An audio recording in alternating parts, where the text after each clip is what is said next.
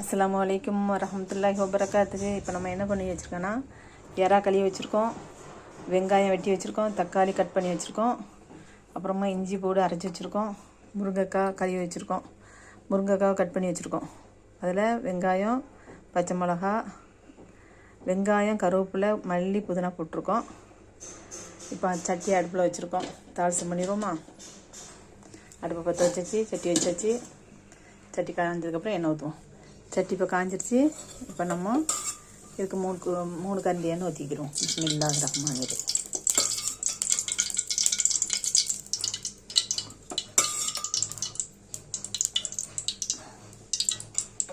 இப்போ எண்ணெய் சுட்டுட்டு வெங்காயம் போட்டுடலாம்.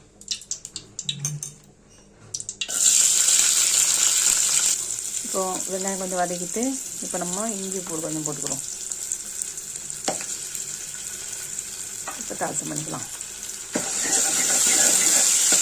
இது கொஞ்சம் வெந்ததுக்கப்புறம் தக்காளி போடுவோம். அப்படி தக்காளி கட் பண்ணி வச்சுருக்கோம் இல்லையா, அது போடுவோம்.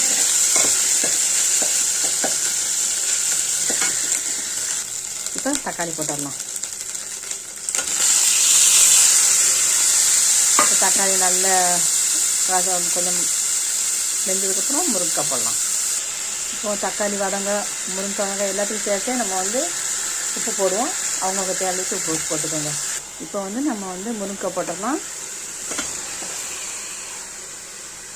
இப்போ வதக்கி விட்டுறலாம். இப்போ நம்ம இறாவையும் போட்டுக்கலாம்.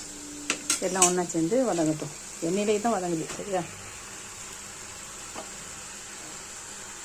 இதையும் அப்படியே கிளறி விட்டு எண்ணெயிலேயே வதங்கட்டும்.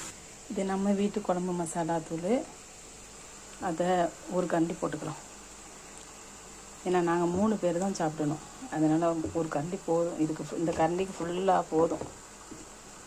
அப்படி பத்தலைன்னா கூட அரை கரண்டி போட்டுக்கலாம்.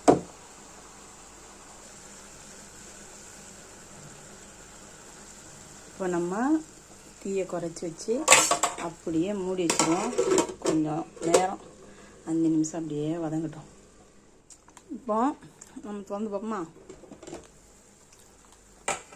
தண்ணி நல்லா விட்ருக்கா? மசாலா இதுக்கு ஒரு கரண்டி வேற போட்டேன்.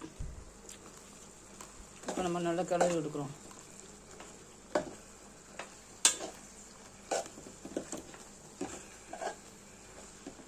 இப்போ இந்த கிளாஸ்க்கு ஒரு கிளாஸ் தண்ணி ஊற்றிக்கிறோம்.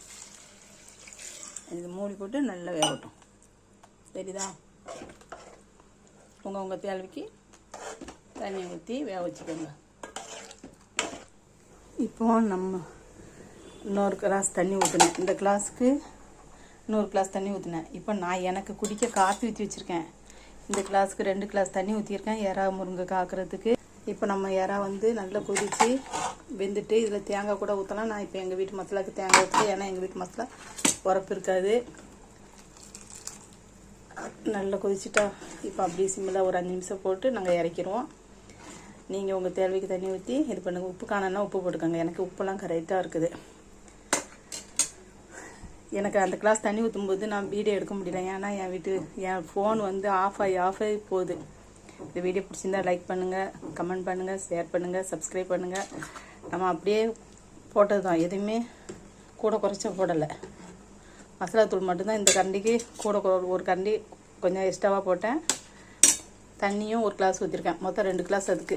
தெரியுதா? ஆனால் இது உங்களுக்கு பத்தலைன்னா அன்றைக்கி நீங்கள் கூட கொஞ்சம் ஊற்றிக்கங்க. தேங்காய் சுற்றிங்க. எங்களுக்கு இது போதும். சரி, பாய். அஸ்ஸலாமு அலைக்கும் வரஹ்மத்துல்லாஹி வபரகாத்துஹு.